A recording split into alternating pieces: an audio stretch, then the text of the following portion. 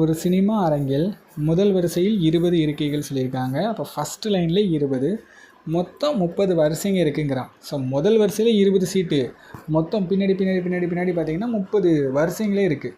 அப்போது ஒவ்வொரு வரிசையிலையும் 2 இருக்கைகள் கூடிக்கிட்டே போகுதுங்கிறான். இப்போ முதல் வரிசையில் 20னா அடுத்து 22, 24 அப்படி கூடிக்கிட்டே போகுது. எனில் கடைசி வரிசை 30வது வரிசையில் எத்தனை சீட் இருக்குதுன்னு நம்ம கண்டுபிடிக்கணும்.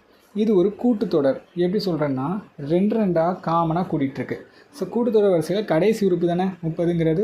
அதை கண்டுபிடிக்க ஒரு ஃபார்முலா இருக்குது. a + n - 1d. a அப்படிங்கிறது முதல் உறுப்பு, அது 20ன்னு எழுதிக்கிறேன்.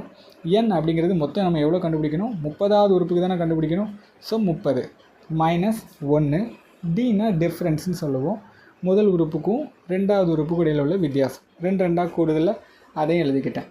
இப்போ இது ரெண்டையும் கழிச்சா 29 × 2. ஸோ இது எல்லாத்தையும் பெருக்கினா எனக்கு 78.